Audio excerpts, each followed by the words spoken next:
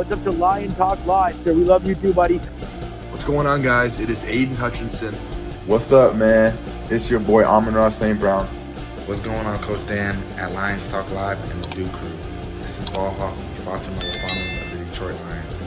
Everybody make sure you help support the YouTube channel Lions Talk Live by clicking that like and subscribe button. Let's get it and go Detroit. Greetings and salutations to everyone out there in YouTube land. This is Dan Skipper, offensive weapon for the Detroit Lions. Make sure you all help support Lions Talk Live and Coach Dan by clicking on that like and subscribe button. Everybody, woo!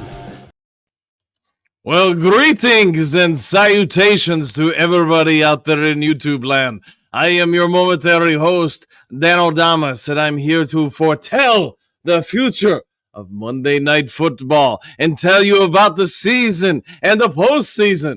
Let us begin with the Lions flying very far from this side of the screen all the way to that side of the screen to play in mystical San Francisco. Let me tell you that Jared Goff will not even play half of the fourth quarter because he'll be sitting on the sideline taking selfies with the family sitting behind the stands up in San Francisco.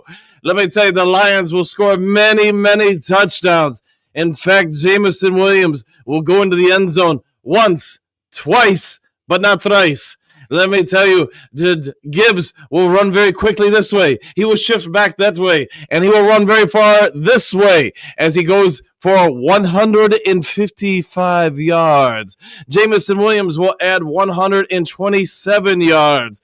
And yes, once again, Sam I Am Laporta will catch 1-2 touchdowns as the Lions win most convincingly 38-15. Don't ask me how they get 15. I don't know. Maybe they kick 5 field goals. But that is my official score prediction. And in case you were wondering, a bonus foretelling as I look into the basketball of fate, I see the Packers of Green Bay sending Sam Darnold to the sideline with a hip injury. And yes, Sam Darnold will only play half of the game. The Minnesota Vikings season will have many, many, many tears as they fall to the Green Bay Packers 41-21, giving the Detroit Lions the NFC's number 1 seed and the NFC North crown. Mwah! Well, greetings and salutations, everybody out there in YouTube land. I am your host with the biggest hair on YouTube. That is right. I am Dan Thornton, and I'm here to thank Dan O'Damas for making just a couple minutes out of his busy schedule to stop on by to everybody in the Duke Crew in the comment section below. As you can see from the thumbnail for this day's particular video, we've got a couple of things that are any coach, this time of year, they're going to feel troubled by. They're not going to enjoy. There are some difficult choices ahead for not just MCDC, but the entire Lions coaching staff. We're going to dive into that during the main topic of the day. We do have a special guest today. As you guys know, it's Friday. Kurt, the Hitman Steel, is going to drop a big elbow in the chat and try to answer a few tough questions for us, what he thinks about the Detroit Lions going into this game. And let's be honest, the postseason, because you are less than, roughly 14 days away from NFL playoff football beginning. Before we get into all that, though, in the 5 headlines now, if you haven't yet subscribed to Lions Talk Live, please consider doing so. We are, whatever we are, we're just like 5, 6, I think it's maybe 7 subs away from hitting 12,200. So if you can help out with that, that would be great. Also, if you have a half second of time, it is free of charge after all. And who doesn't like free during the holidays especially? Go ahead and reach on down, hit that thumbs up button, hit that like button, hit all the buttons. They help the channel out a lot. They help out everybody on YouTube. So if you watch anybody with regularity on YouTube, help that person out or that people out or whoever it is, if it's a group, help them out with a thumbs up or a subscribe button. All right, last but not least, if you are considering, maybe you didn't get what you wanted for the holidays, maybe you want something to read, maybe you want to just kick on back, or maybe you have another gift to give. Go to Amazon.com, order Kajora book, or wherever you find good reading literature. It is a historical fictional novel that this is the first in a 9-part series. The next book releases late next year. So if you want something to do with Japanese culture, Native American culture, ninjas, Indian warriors, all that kind of stuff, along with some religious applications, go ahead and check this out. Let me know your thoughts. If you enjoyed the book, leave a kind review. All right, now with all that out of the way, let's get this show rolling and a going and get on over to the first segment of the day. And as you know, that is 5 Headlines Down.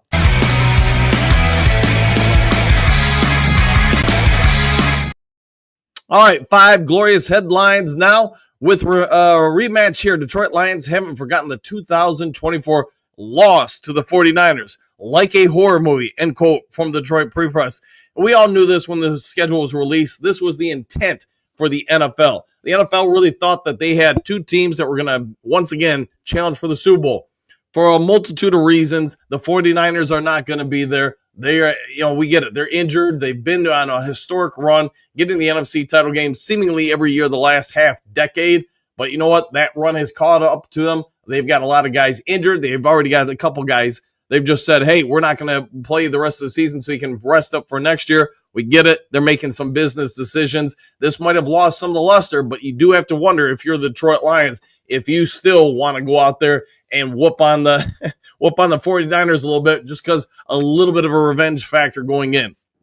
All right, some good news for the Detroit Lions. We had a bunch of videos with good news, I thought, for Lions fans everywhere. More good news coming for you as Detroit Lions Khalif Raymond returns to practice. Story by Dave Burkett of the Detroit Free Press. It does sound like he may or may not be available Monday. We'll have to wait and see. They have started his 21-day window. They started Jalen Reeves-Maybin, as you guys know, last week. Lions are getting a whole bunch of guys back. We did some videos on it yesterday. Who else might be coming back? I'm not going to dive into all that. We'll just say Lions continue to make roster adjustments. They did let Kewan Alexander go, as you guys know, David Long Jr. So linebacker position especially appears to be going through some changes. And could that be a foretelling? I guess we should have asked Dan O'Damas about that. Could that be a foretelling of what's going to happen very quickly here with the Detroit Lions roster? My guess is if you're releasing 2 linebackers, you might be looking that you could be adding 1 or 2 linebackers pretty quickly. We'll have to wait and see. All right, Detroit Lions players weigh in on LeBron James Christmas tradition. Comments, mlive.com. Story by Corey Woods. We all get it. NFL is here, and I don't see them giving up on Christmas Day anytime soon. I don't care what the NFL does for players, doesn't do for players. We can all agree on one thing. It is a business, and they saw opportunity out there. Yes, for probably like the last 20 or 30 years, the NBA, like LeBron James goes on and talks about in this story, it's Christmas Day has been all about the NBA. It's some of their best ratings in a struggling league, mind you, for ratings. It's been one of their best days over those decades. But the NFL wised up, I guess you could say, from a business standpoint. While they have played Christmas Day games in the past, usually that's when Christmas fell on a Saturday or Sunday. But you know what? NFL, I think that's going to be here to stay, and they're going to find ways to get guys on the field during these holiday weeks, whether it's Christmas Day, the day after Christmas, et cetera, because they know most people are sitting around. They are not working. They got ample time with family and friends, and they probably even think some of us don't want to talk to our family or friends that are there, so they want to put on the games. It's a great business opportunity. I agree with that. I do worry about the impact some of these games. If you play on a Sunday, now you're being asked to play on a Wednesday, or next year I think it's on a Thursday, so that'd be a little bit easier. But hey, the NFL's out there to make that bottom dollar, and they're going to continue that. LeBron James wasn't perhaps the biggest fan of it, but you know what? This story's got a bunch of people from the Detroit Lions who were interviewed by MLive. I thought Corey Woods did a good job with it, and the Lions players were very upfront. They think, hey, more people want to watch the NFL games, even if it's a bad NFL game, than most NBA games. And the ratings would confirm that. There was, I want to say, an average of 24, almost 25 million people watching each of the NFL games on Netflix, where perhaps the biggest game of the NBA schedule on Christmas Day was LA versus Golden State, and they got less than 8 million people watching. So there is that, I guess. All right, Lions rooting for hated Packers this week. Quote, it'll be easy, quote, end quote, with number 1 seed on the line, Detroit Free Press. They talked to the Lions players, and the Lions players were all about it. They understand what's on the line this weekend, potentially. Now, if you don't know, here's the scenario. Green Bay beats Minnesota. Detroit beats San Francisco. If that both happens, you know what? It's all said and done. The Lions are going to be NFC North champs and NFC number 1 seeds. Now, if Minnesota beats Green Bay, that's the big question. One of the ones I guess you could say MCDC has to face off with. because now you're going to have to beat Minnesota the following week, week 18, to secure both the number 1 seed in the NFC and the NFC North. So the 49ers game, it doesn't really matter anything on those two areas of topic, because even if you beat the 49ers, you will still have to beat Minnesota in order to get that. We'll have to see what MC does with it, and we'll talk about this a little bit during the main topic of the day.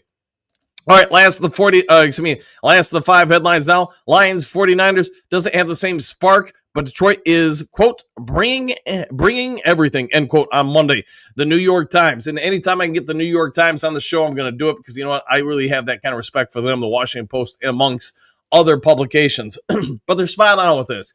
Again, when the schedule was released, the NFL really thought this would be a heavyweight matchup. 2 teams, everybody across the nation was going to want to dive in to watch a great Monday night football contest, and it still may be. The 49ers do have a lot of weapons left. They still have a lot of people on defense playing. Now, can that defense hold up against the Detroit Lions offense? We'll have to wait and see. It will be strength against strength for both teams. Whether or not Brock Purdy and that offense can produce enough, we'll have to wait and see. But the 49ers are going to be featuring a couple guys like Deebo Samuel that had perhaps one of his best games in a few months. So could it be that they're trying to get back on the attack? Maybe, but we'll have to see how many guys they keep out there on the field, how many guys really playing at full strength, et cetera, et cetera. All right, with all that out of the way, just because we're a little bit pressed for time with Kurt Steele coming on in 19 minutes, let's go ahead and get over to the main topic of the day.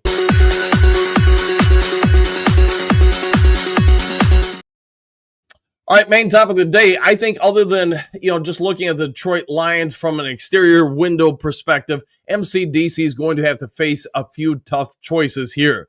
It's not always easy being a coach. It's easy when you got nothing on the line. You can just say, hey, remember the year that we had the big turnaround. We started off 1-6, turned things around, came on back. That scenario is easy because every week you're just playing to win.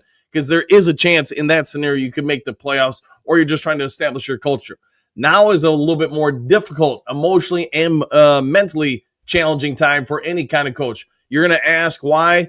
Because let's walk through these scenarios. If the Minnesota Vikings lose this weekend and you go out there, you know what? Your path is easy. Go out there and win. You can basically have half a month off if you so choose to rest your guys, get them healthy, etc. Now let's use that same scenario. If the Minnesota Vikings lose and now you win at San Francisco, how much do you want to rest the guys? How much do you want to risk rust getting in?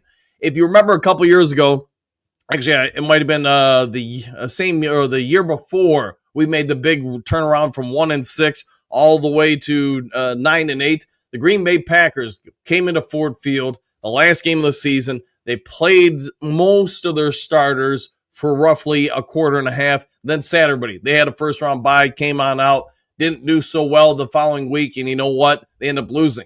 So that's the difficult part of coaching.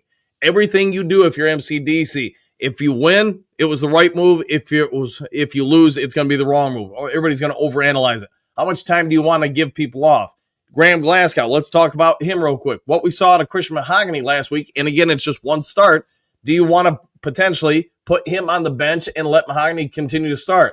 Me, myself, and I, if watching the tape, I would want to see what Mahogany can do this weekend. Because if he does it 2 weeks in a row, I might be pulling the trigger and having a new starter on that offensive line.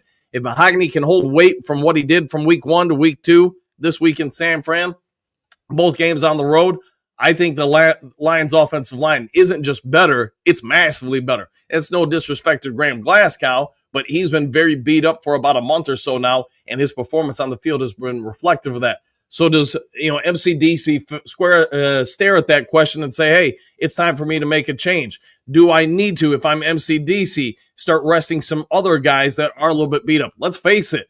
Some of these guys have been on the field for, 4 months now? That's a lot of wear, tear, and physical abuse on those bodies. You want to see how impactful the NFL game is on people? Wait until they retire and watch them walk around. You can see how the accumulative effects weigh on these guys. So MCDC as a coach, you're going to have to make some choices. How many more trick plays do you show? Do you keep showing more and more to force other teams to prep? There are so many different layers to what he's going to have to choose, and the offense coordinator, defensive coordinator, et cetera, what they want to do these last 2 weeks. Do we want to get some other younger guys on the field? Do we want to see what Emmanuel Moseley can or can't do? Terrion Arnold didn't practice yesterday because he has an illness. Will he miss today? Does that now open the door for you to say, hey, we got to get Emmanuel Moseley, Kendall, Vildor, or somebody else out there? Do we need to shift this lineup? We're going to potentially get some guys back this weekend. Could it be that we're saying, hey, we need to get Jalen Reeves-Maben out on the field? We need to get Alex Anzalone on the field this weekend or next weekend. There are so many different choices that he's going to have to wrestle with. And there is going to be a clear right and wrong based on one thing. Did you win or lose? That's all anybody's going to be analyzing. The emotional weight, not just on the players, not just on the offense coordinator, not just on the defense coordinator, but the head coach at this time of year, it is through the roof. There is a reason why most people don't last very long in coaching, because the stress, then the duress, not just on that person, but the family. We all get it. MCDC is a very close-knit family man. Let me tell you, his wife, those kids are feeling the stress of this season and the past seasons every time we get to this point in the year, because you can see it all over a coach. When it's a big game, and let's be honest, this weekend's game, this Monday night game, is a big game because the MCDC is going to want to exonerate some of the demons of last year. When the Green Bay Packers win this week, you're going to want to go out there and finish the deal and now alleviate some of that stress from the players, from the coaching staff, at least for a little bit of time before you come out there and make some hard choices in that scenario against the Minnesota Vikings in Week 18. Week 18, in this scenario, if the Packers win and the Lions win on Monday, you know what? Now, how much do you want to play some guys? Do you want to work on anything new to try to throw off people? I know there's people talking about, hey, we need to get this wide receiver package out there, this dual running back situation out there. Running back situation, we all know David Montgomery is going to be out probably for another month, maybe less, maybe a little bit more. So do we now want to work on some of those other running backs? There are so many different things for MCDC and the entire front office / coaching staff to talk about and work on these last couple of weeks. It doesn't, we should all be appreciative of the fact that they're still struggling with a lot of different choices that are going to have meaningful impacts down the road here. Do you guys think there's anybody we should add? I know a number of you guys say, hey, go out and try to get Calais Campbell if he's released by the Miami Dolphins. But you bring that dude in, what does that do now emotionally to some of the other guys on that depth chart? Do you think he's going to be a clear upgrade? How quickly can he get him up to speed? Teddy Bridgewater, as you guys know, was added back to the roster yesterday. Is he going to be the number 3 emergency quarterback? Is he going to be the new number 2 quarterback? All that's going to be stressful. And if he's going to be promoted to number 2, how much does that impact Hendon Hooker from an emotional standpoint? We can all say coaching is X's and O's, but anybody who's coached or anybody who's been in sports knows it's much more than that. It is a constant juggling act between this scenario, that person's needs, that person's emotions, that person's feelings. What's the outcome of this game? How's that game impact us? And there's a whole lot of that going on as the playoffs approach. Less than 2 weeks from now, the NFL will be in playoff mode. Some teams will be fully shut down. Could it be the 49ers players and coaching staff? They're as human as anybody else. Could they be shut down for this weekend? Could some of them just say, you know what, I'm out there to try to salvage my career, get a new contract. I need to play my butt off to try to get that new contract or not get cut by this team. There could be some guys with nothing to lose out there, and the 49ers as a team, to be honest, have nothing to lose. They're not going to go to the Super Bowl. They're not going to go to the postseason. They're not going to go to the NFC title game. Did they just say, the heck with it, we're going for it on every 4th down? And these will be some of the things the Lions will have to combat. The 49ers will be definitely aware as well if the Lions are playing for something or if that game means nothing to them. And if it means something to them, do they try to pull the rug out from underneath us? All right, we've got about 10 minutes until Kurt Steele gets over here. I do want to real quick, just because it is Friday, and we play on Monday, but I'd rather do it today. Let's go ahead and go through some of the predictions nationally for everybody. Anybody who watched NFL.com's, their Wednesday or whatever it was video, they do a breakdown of all the games. All 8 panelists picked the Detroit Lions win. Now let's go over to a couple other different ones, though, and get you guys caught up. USA Today, we're starting off with that one. 49ers versus Lions odds, money line, over, under, etc. Lions are favored by 3.5. Let's see. Over under is 50.5. Lorenzo Keys picks the Lions to win 26-16. Tyler Dragon has the Lions winning 28-20. Richard Morin, 31-20 Lions. So, and then Jordan Mendoza, 28-20 over the 49ers. So all of them are picking the Lions win, and I get it. You heard what Dan O'Damas had to say. And going to Arizona, AZ Central or the Arizona Republic. I always like them, as you guys know, just because I consider them mostly neutral. But let's go over to their picks real quick. Arizona Republic picks the Lions 30, 49ers 21. Sports betting dime 28.9 to 49ers 17.9. Again, you guys handle all that stuff. You know more about it than me. ESPN has Lions with a 62.5% chance to beat the 49ers on Monday Night Football. Dimers are picking the 49ers 26, Lions 23. They're going to be the one, apparently they're going to pick the opposite. Sportsnot 27-17 Lions. And that's it for your predictions. Now let's get to the Dew Crew comments before Kurt Steele arrives. So let me get over to the top of the screen and scroll up to the top of the comments. I see there are more than 2 comments in the comment section, so this may take a second. All right, here we go. JDC, morning all. Back at you. Jameer, greetings, salutations, everyone. Same to you. Hopefully it's been a phenomenal holiday season for you so far. Bo, good morning, Duke Crew. Woo! And back at you. Jameer, we got this one game at a time, one play at a time. I like the way you're thinking. You got some real coach speak there. One play at a time, one game at a time. Stephanie, good morning, boys. Exclamation point. 49ers aren't playing for anything, so they could either lay down or go for it every 4th down. They could. And to me, what I would recommend based on my coaching past, etc., I would say if you can get up on them and keep up on them until halftime, really think about like the first time we played the Chicago Bears. If you don't fumble going into the end zone, Gibbs doesn't get hit blindsided and hit fumble, you score a touchdown there, you're up whatever it would have been, I think 23-0 or 23-3. Emotionally, that other team is donezo. Unless you do something early in the third quarter to give them hype, hope, etc., they're done. They're thinking about the end of the season, etc. I think that needs to be the Lions' approach. To control the clock, to control the line of scrimmage both ways, force the 49ers into some one-dimensional offensive football, and if you can go in with a significant lead, say 20 points or so at halftime, yeah, you could try to really take the wind out of their sails in the second half. Henry Morgan, good morning, Coach Dan, the Duke Crew, exclamation point. What a team, what a podcast. Hey, thanks for that, man.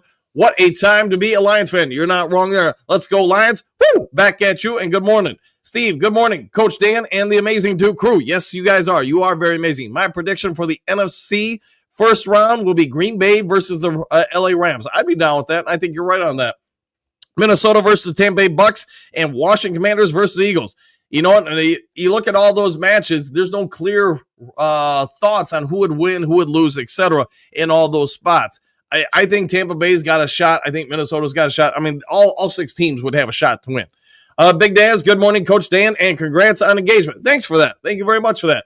And we can't forget our ever Lion lover Duke Crew. Yes, we all do love the Lions. Oh, yeah. Just keep on improving the team. Brad Holmes, you do a great job. He does, man. He works super hard. I mean, not that any other GM doesn't work hard, but I think Brad Holmes does it a little bit better than anybody else. Jameer, I see Super Bowl tailgate for the Duke Crew. I think we need to make that happen. Lions get to the Super Bowl. When we get to the Super Bowl, we should try to organize for those who want to go down or those who are going to be there, try to have something all set up. I think that's a smart idea.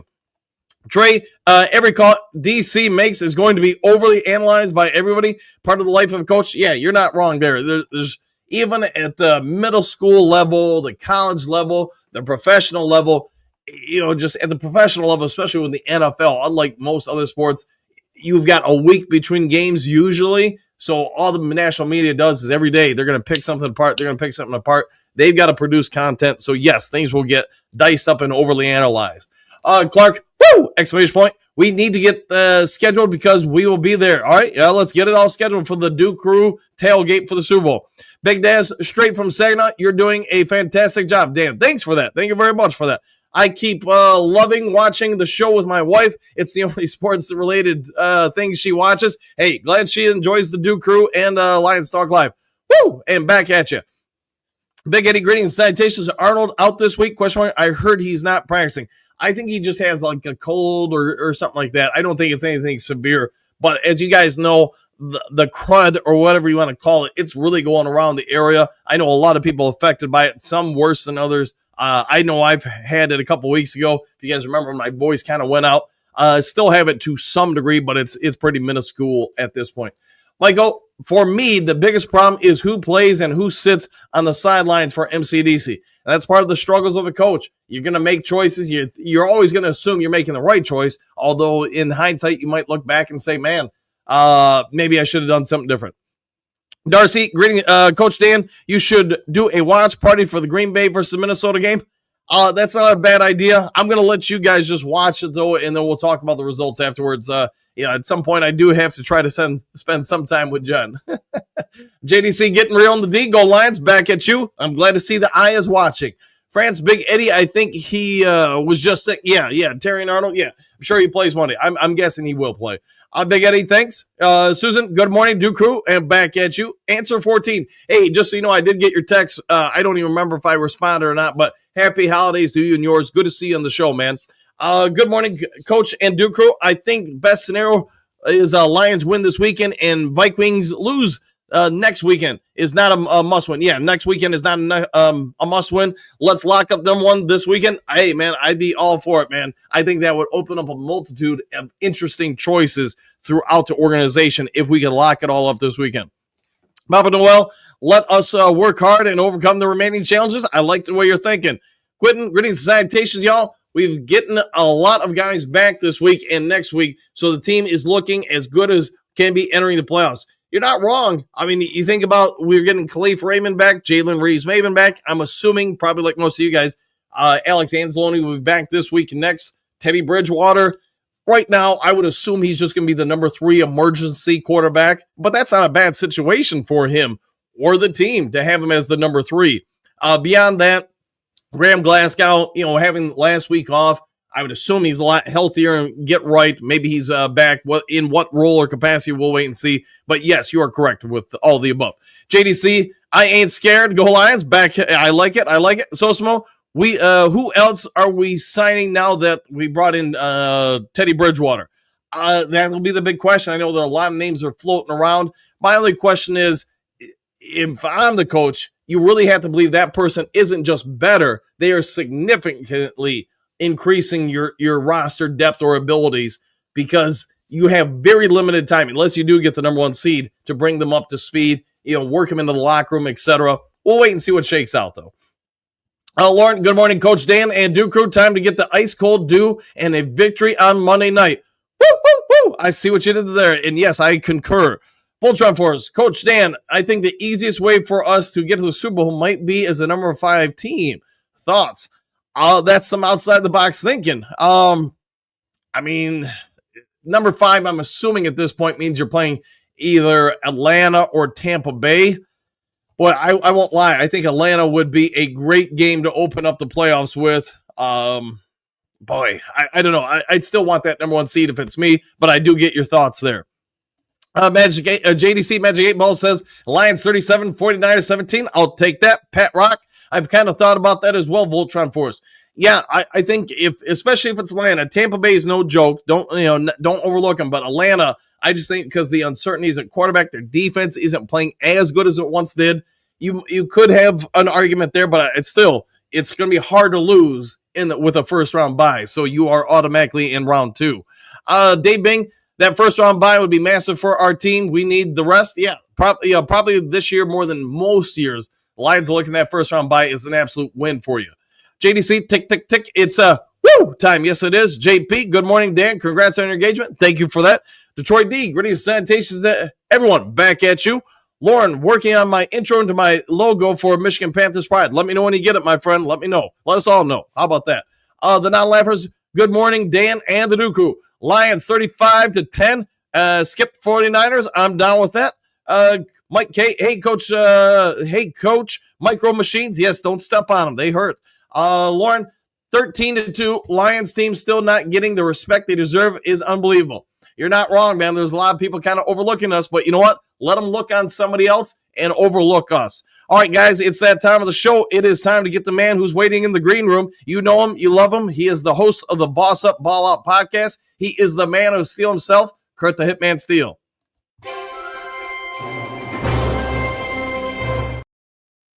Kurt, is there any truth to the rumors that they're going to build a gold statue of you outside of Ford Field? Absolutely not. I've never even been to Ford Field, so yeah. So you're saying there's a chance. Yeah, All right. not a chance, yeah. Lions got a whole lot going on this weekend. It's we all get it. All eyes in Detroit are going to be watching Green Bay versus Minnesota. You've got a number of players coming back. In your opinion, do you think it's best that the Lions win it all this weekend, or do you think it would be better for them to, Minnesota wins, Week 18 matters, you win it at Ford Field, and now you've got that first round bye? Or which scenario do you feel would be the best setup for the Lions in the postseason? I'm gonna quote that old coach from the Jets. You play to win the game. So yeah, you don't. Dan Campbell's not gonna let these guys, no matter what, they're gonna go into San Francisco and they're gonna play to win. I mean, I said it yesterday, a couple of days ago, on Tuesday. They're going to go in there. This is as a revenge tour game. And they don't care who's playing out there in San Francisco. They're going to go out there, much like they did with Dallas earlier in the season. They don't care who's playing. They're going to go out there and dig for the get back. So it still stings for a lot of these guys on this roster from the NFC Championship game where they were up in the second half and they should have won that game. So, yeah, there's no doubt they're going to go out there and win that game, to try to win that game. It doesn't matter what happens on Sunday. If the Vikings lose, if the Packers win, or if the Vikings win, it doesn't matter. They're going to go out there to play to win. When you look at the Lions, obviously they had an extra day off this week because they play on Monday Night Football. Do you think Gibbs continues to get the Lions' share of the snaps these final two games, or do you think they need to balance out the workload a little bit to not overly burden him going into the playoffs? Nah, he's going to play. He's going to get the carries. I mean, you look at him in college, man, and I was probably the most excited, probably content creator for Gibbs when they drafted him, because I was ecstatic. I was like, absolutely, that's one of the best pick in the first round for the Lions, because of the fact that how I watched him at Alabama and what he did and how he was a 3-down back at Alabama. He was a 3-down back at Georgia Tech. I mean, the kid's he can carry the load. He showed you last week he can carry the load. And I mean, like, he's the old guy. I mean, he's only in the second year of the league. Right. I mean, and he wants that smoke. He wants to be able to put at the forefront of this offense. So if you look at this, if you just look at the season he's having, he's up there in yards per, in rushing yards per the season, and he's been splitting carries most of the year with David Montgomery, and he's still in the top 10 in rushing yards. So to sit here and say you should rest him, nah, man, I'm not with that, man. You play the kid because he wants to play. He wants that smoke, and he wants to be able to go out there and give his best for his team. I get it, and he's a matchup problem. Speed kills in any sport. A nightmare. Yeah, and just what he can do, and it's no disrespect to David Montgomery. He's got a skill set too, but man, oh man, one or two missed tackles on Gibbs, and that's a house call. Yep. So let's talk about real quick. Lions have some injured guys coming back, and it seems like at the right time. How impactful are your expectations for any of these guys, Anzalone, Jalen Reeves-Maybin, whoever's coming back? How much of an impact do you think they can really make in the postseason? Substantial. You look at the placeholders that we had. I'm not saying that that Long Jr. That was here, and what Alexander, who just recently released, those guys and the other guys that we brought from other practice squads aren't contributors. They are, but you look at those at the linebacker core just at itself with Reeves-Maybin and Alexander is only getting back. Hopefully we can get him back soon. Those guys are difference makers. You know what I'm saying? And I'm going to talk about this later on the Boss Up Ball Out podcast. You look at Reeves-Maybin is not looked at as just a special teams player. He's looked at as a starter, as a contributor. And the guy's one of the best cover corners covers linebackers that we had. Yeah, it's one of those things where I'm looking at the guys coming back. They're some of the guys that's got us here. So wouldn't you want them guys back? That they're impactful players. So you look at a guy that like Khalif Raymond, one of the best specialty. He was having an All-Pro, and I think he still has All-Pro numbers this year as in special teams. So bringing those guys back, man, it definitely will make a difference, a world of difference on this Lions roster. So I thought it was interesting because a couple of people put in the comment section. So let me get your thoughts on this. A couple of them actually threw out there, would it be best for the Lions to be the number 5 seed to win the Super Bowl? Because you get probably Atlanta or Tampa Bay. Both teams, I guess if you look at the playoff scenarios, they might be some of the easier first-round matchups. I mean, everybody's tough. But do you think it would actually be better for the Lions to be the number 5 seed versus number 1? Number 1 seed. Number 1 seed. I'm not messing around with any other. And you look at it just for the rest, extra week of rest to get some guys back into the fold. And I get it, matchup, but it's any given Sunday, and it's a one and done. So if you go on the road and have a bad game, you're out. So why would you even risk that? You want to be at home in the friendly confines of Ford Field. Now, Coach Jones on my show brought this up. He said the only 2 losses are at home for the Lions this year. So how friendly of a confines is it? But I think it had more to do with the mistakes by the Lions and the coaching staff than it had to do with the home field, because the home field is it's a nightmare to play in Ford Field. I mean, it just is. So I'd rather have that crowd behind me at Ford Field, missing around, giving my guys some extra rest and get them ready to go in that divisional round. That's just me. I'd rather have the number 1 seed.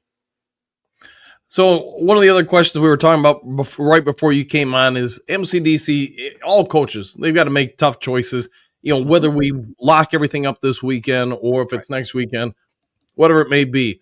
You look at some of the player decisions, MCDC is going to have to face off and square with. You look at Mahogany, Graham Glasgow. I've talked about it at least on my show, and I get maybe he's dealing with injuries, but I just have not seen a whole lot this season out of Graham Glasgow. I think his play has gone down. Maybe that's injuries. Mahogany, what do you think they have to do here with this scenario? Graham Glasgow is going to start. I mean, this is what it is. I mean, you look at it. He has the pedigree. He has the snaps. He has the time logged in meaningful games. But I think that last week was a good time for him to rest and kind of heal up. I think he had that knee injury. Has he been playing the greatest this year? No. He's just playing his worst this year? No. He had a lot worse time out in Denver than they had this season in Detroit. If you look at how he played in Denver and what they win injuries, he had definitely worse season than he had this season. Is it great this season? No. But I have to look at it like this, and this you got to look at it from the 10,000 foot scope. It was a switch this year. He got used to playing right guard for last year, and he was in tune at playing right guard. This year he gets switched to left guard. Not saying that he's a professional, he shouldn't be able to play the left guard at a high level, but the guy can play at all 3 interior positions, and there is going to be a little step down when you have to go from the right to the left. It just is, because you're doing things the opposite way. So, think about if you're a golfer and you have all of a sudden you have to switch to the playing left-handed as opposed to right-handed. Right. Everybody's not Phil Mickelson who's a natural right-hander but can play golf left-handed. That's just not how it goes. I mean, there's going to be an adjustment. If you have to break your hand, if you're a boxer, if you break your hand in the middle of a fight and you have to switch stances because your lead hand is broken, that's a thing you have to adjust. So Graham's going to be fine. And if he has to go out, I feel confident in the young fella Mahogany or bringing Yodi back in. So it's not a problem for me. But I think Graham Glasgow, he's a veteran. He's going to start. I'll go with that. Now, when you look at this secondary, obviously Carlton Davis, my anticipation is he's not playing again this year. If he does return, then maybe he comes in off the bench. He's a depth piece. I just think with what he's going to be able to eat and not eat the next month and a half, I think it's going to be dang difficult. So we saw what they were going to do last week. Do you think that's where they go the rest of the year with keeping Meek out wide, Branch in the nickel, etc.? Or do you think there are other adjustments forthcoming? I think it's what they go with until the end of the season. It's gonna be interesting to see what happens in the first round of the postseason. The problem with Meek Robinson, I love Meek Robinson, and he plays hard. It's just the size matchups is the issue for Meek Robinson. You look at Roma Dunze, and you look at some of the bigger guys that we could be facing in the postseason.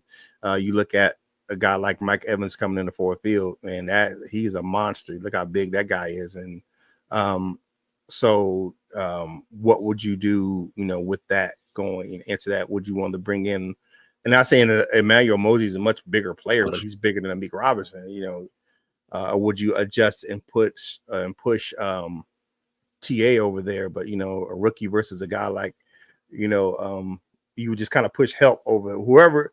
I think whoever is going to be lined up on the biggest receiver, you're going to start pushing help over there. So I think we're going to see more two high safeties. You may not see a lot of guys in the box, you know what I'm saying? Or you may see that rotation where if he comes out in the box, you may see a rotation of Branch, playing deep with Kirby. So is this going to be a lot of adjustments to see how comfortable? I think the game's going to dictate what happens in that secondary. Okay. Earlier this week, there were some rumors that came out suggesting that perhaps in the offseason, Max Crosby now wants to be a Detroit Lion. I know I get this is off-season stuff, but you're on the show now, so I ask you, do you think the Lions look at this guy in the offseason? Hell yeah, you would be a crazy not to. What would you give up? But he's injured as well. I mean, he's injured right now as well, but I think he'll be ready for camp. I mean, you look at it, his injury. What would I give up for him? Yeah, I'll give up a second for him. I'll give up a second. I'll give up two number twos. Okay. Because if you look at the Lions' success, a 2 for the Lions is like a 3 for any other teams. You're not wrong. It's going to come at the end of the round anyway. So. Okay, if you were coaching for the other teams and you were looking at the Lions going into the postseason, where would you try to exploit them? Where do you think the biggest weaknesses are that teams are going to come after us with? Secondary. It's going to be the because with the run defense is still even with the guys that's gone out, the run defense has still been stout. So it's going to be passing the ball, but you get a guy like Reeves Maven back, you get Anzalone back, it's going to be hard to attack the middle of the field with the linebackers because those guys play so well in coverage. Even Jack Campbell has improved his coverage, especially in zone. He always was a good zone player at Iowa, but Reeves Maben and Anzalone are better one-on-one coverage linebackers. And you look at those guys getting back in the rotation, is going to be on the outside and getting iffy. He's getting his game legs back. He was great around the line of scrimmage. He's struggled a little bit in coverage, and so he gets those legs back. I think that's where they try to exploit us on defense. On offense, pressure up front. I mean, we look at what Oliver did to us from the Bills, man. He actually wrecked shop in the interior of the offensive line. But but the offense can adjust to that. You have great tackles to run on the exterior.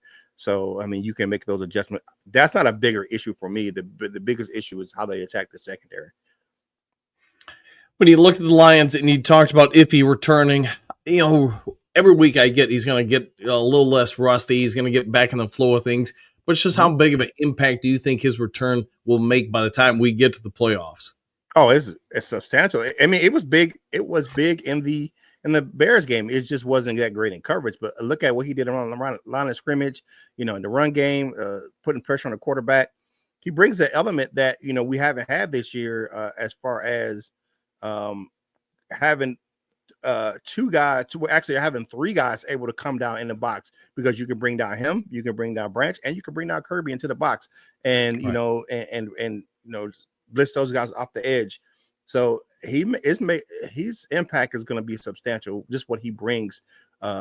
And I don't have a problem with Kirby, playing single high safety, because of his range. So loving what I'm with the potential I can see from this secondary. It's just going to be able to get these guys back into tune, all playing at the same time, doing that communication back there. So it's just going to be a little bit of rust knock off or Iffy, and then getting him back in tune with his teammates back there in the back end of the secondary. Okay. All right. Well, hey, I know you got about 15 minutes so you get onto your show, so we'll get you up on out here. I want to thank you as always, Kurt, for hopping on the show. Why don't you go ahead and give yourself a shout out to everybody where they can find you in case they're unaware. There could be some new people on our show that aren't aware of where to find you, but go ahead and give yourself a shout out. Walk everybody through where to come see you. Yeah, definitely. You can check us out on the Boss Up All Out podcast on our YouTube channel. I definitely have kurtsteele.com. Got to update it. Get a little bit behind on that one, but more content's coming over there. Definitely you check out the show, man. I'm on Kurt Steele 14 over on Facebook, and the Kurt Steele Facebook page, man. I post content over there.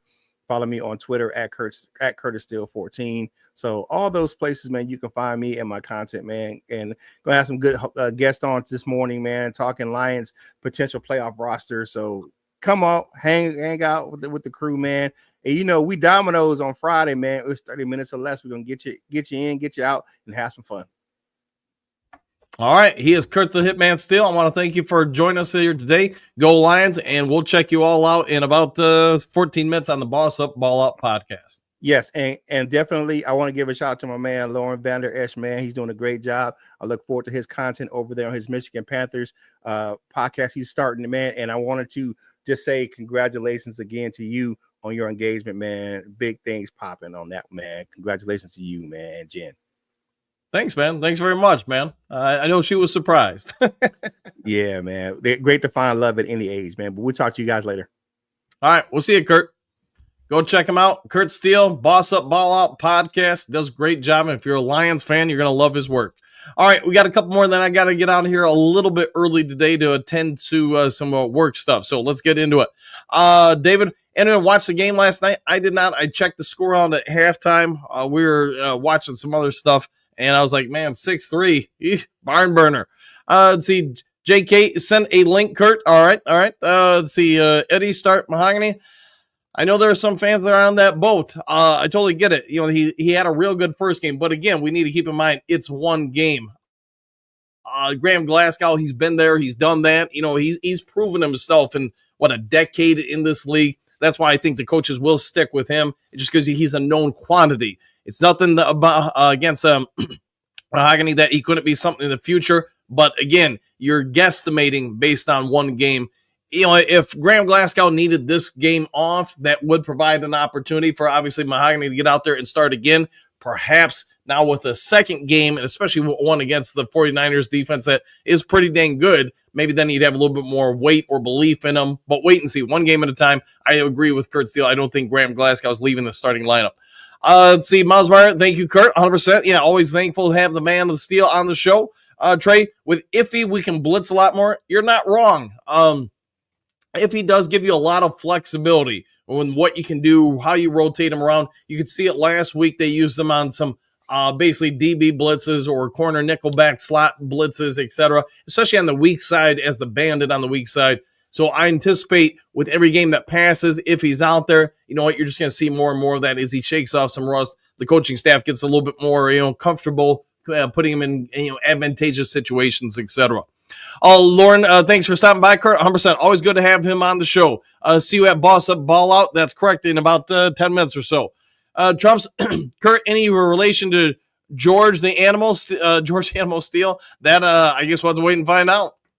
Lauren, thanks, Kurt. 100%. And yeah, Lauren, when you get your channel up and running, let me know. We'll give you a shout out here on the show. Try to help get some people to discover your content. Trump's smiling. All right. JDC, I don't think Broski watch the Thursday night football game either way. Why? Because the Bears, aren't good. I agree. Broski Bear, he went from talking about his team was going to win the Super Bowl this year, win the NFC North, all this other stuff, and obviously that has not gone according to plan. JK, link at vendor. Yeah, when you get it, Lauren, let us all know. Vernon, Coach, if you play 4 or 5 games, do you still get a ring? Yes, you do. If you've played one game in the NFL for a team, you will get a ring. Let's see, Phil, good morning. Back at you, Phil. Good to see you as always, my friend. And you got some hot sauce in the thumbnail today. So, hey, nice to know you're thinking that way. JDC, happy trails, Lions victory. We'll see you on the next one. The eye will be watching in the sky. Lane, what do you got? Good morning, Dan and Duke Crew. I'm new to the show. I watch every day with my hubby, Big Daz. Hey, glad to have you here. Glad that you like the show, and hopefully you're enjoying it. Good to see you in the chat, my friend. See, David, should we go after Crosby or get a young defensive end in the draft? My anticipation is they're probably going to draft somebody. I mean, maybe if you can get them fairly cheap, you'd go after them. It just doesn't seem like a Brad Holmes thing to do, but I could be completely wrong. Wait until the offseason to find out, because obviously we're not getting him this time of year. JDC at Trump's a Genius. Is that the guy with a claw? We'll find out. Trim Reaper, congrats, coach. Exclamation point. You sexy stud, you. Yeah, thank you. Thank you very much for that. Trump's, I'm sure Glasgow is feeling the heat. We will get his best. Yeah, probably. Players pay attention to stuff. They see what happens out on the field. They know when somebody's threatening their spot. There's that. Plus the playoffs are here. I'm sure Graham Glasgow, as much as anybody else, wants to win a Super Bowl. JP, the Lions are getting healthy. That is such good news. Woo! I agree, man. They are getting some guys back in at really the right time. Phil doesn't say much about Seattle. Pew, yeah, Seattle. I think they're done so. Trim Reaver, Stephanie versus Broski. Yeah, Broski is going to have to step on up for that, but I don't think he wants any of that noise. Let's see, Lauren at JK. I haven't posted a video yet, but I will be posting something soon. I'm just getting more comfortable behind the camera and on the mic, just trying to make a quality product. Yeah, good. We all start off somewhere. I can tell you, man, you go back and was a year and a half ago, whenever it was I started this channel, you can see clear progression from then to now. Let's see, JK, got you, Lauren. Trump's, George the Animal used the arm bar and lifted them off the ground. Yeah, and did you know he used to be a teacher until he became a WWF back then, WWF wrestler. He was I want to say a middle school teacher, which kind of makes sense because I bet you he got along well with kids and they probably all loved him. Tim, what do you got? Dan, love your show, exclamation point. A breath of fresh air. Your enthusiasm is awesome. And you're so positive. Yeah, it's just my nature, man. I don't try to really worry about things I can't control, downside of stuff. The skies always falling, whatever. I don't do that kind of stuff. To me, I'll put it this way. I always use this as the summary. First time I went skydiving, I chose to do a ripcord jump versus a tandem jump. What's the difference? Tandem jump, your first couple times, whatever it is, I think you're required the first 7 times or something like that, be stuck to an instructor's stomach. They jump out, they pull the cord, you sky down, whatever. You can freak out all you want. They're in charge of, pulling the ripcord. Or you can do a ripcord jump where it's hooked up to your chute. You get out, whatever it is, 100 feet, and automatically opens the chute. I was all gung-ho about going until I got my feet out onto the step. And yeah, I looking down, whatever it was, like, I don't even remember, man, 7,000 feet down or something like that. I locked up for a second. Instructor put his hand on my shoulder and said, hey, look at me. If it doesn't open, you got 12 seconds to complain. Pushed me out. And I was like, you know what? Don't worry about things you can't worry about in life. Just control what you can. So since then, man, just kind of my personality. Try to be positive. All right, look at the bright side of things. How about that? Shaft, since 1985 till now, the Bears have had below 500 record 21 of 38 years. I'm not even sure if the Lions can say that. So, hey, Bears, congratulations on your lack of success. Trump's, the claw was Von Hess, the Germans, I think. I remember the claw. Yeah, I remember that. I used to love wrestling back in the 70s, 80s, and to be fair, the 90s. Really, when the NWA kind of went away, that's kind of when I got out of it. I didn't really like what the WWE had become, and I don't really watch them now. Let's see, JDC coach, 3 rings involved in marriage: engagement, wedding, and suffering. I will keep that in mind, my friend. Keep that in mind. Jumps, I think George may have used the claw too. It's been a while. It's been a bit. Yeah, I don't remember exactly all of his stuff, but I think you might be right with that. JDC, smiling, thumbs up. Thank you for that, for the wise wisdom. Vern, Dan Campbell, coach of the year. I think he's made a pretty dang good case, especially with all the injuries. The fact that you're 2 games, less than a week and a half away from the regular season being done. And you know what? The Lions are the number 1 seed. Where will we go? We'll wait and see. Phil, nationally recognized coach, realtor, day trader, Tesla owner, and now a husband. Yep, working on the last part, but yes, getting there. The Trim Reaper, be careful out there. It's slickery. I'll have to check that out. I'll be heading to the gym and then to get the morning Mountain Dew here quickly. Lauren, the one and only exclamation point, Coach Dan Thornton. Thank you for that. Yes. Thank you very much. Spoken Wheels, the claw was Von Erich. Yes, the Von Erich's family. Now that's a tragic story. If you guys don't know, the Texans, they're from Texas, the Von Erichs. They were an institution down there, and unfortunately, their family, man, was it the late 70s through the 80s? They just went through tragedy after tragedy after tragedy. Mr. Fusion, morning, Dan, Merry Christmas, back at you. I got a PlayStation 5 for Christmas this year, and got the Sonic X and Shadow Generations and a new bike, and I will be on America's Got Talent February 21st, 2025. Man, that's awesome, man. Congrats to you. And you know what? When you're getting ready for it, let me know. We'll give you a shout out, try to send you some support, some good vibes, all that kind of stuff. So congrats on that. That's really impressive, man. The Trim River, have a great coach and Duke crew. Have a great day to you too, my friend. Trumps, when I was a kid, it was the Sheila Boaks, Brazil and the Butcher. Yeah. All right. Bobo, the Brazil and the Butcher. Okay. Moonscar, George the Animal Steel was a high school football coach in Detroit. If that wasn't mentioned. No, I didn't know that. I knew he was I knew he was a teacher. I did not know about the high school football coach. Jason, Superdome or bust. Awesome. And I agree. That is our goal this year. Phil, thank God there's only one Coach Thornton. There might be others, but at least there's me too. How about that? John, good morning, Dan and Duke crew. Thank you for your content. First time posting here. Hey, thanks for being here, John. Hopefully you enjoy it, my friend, as always.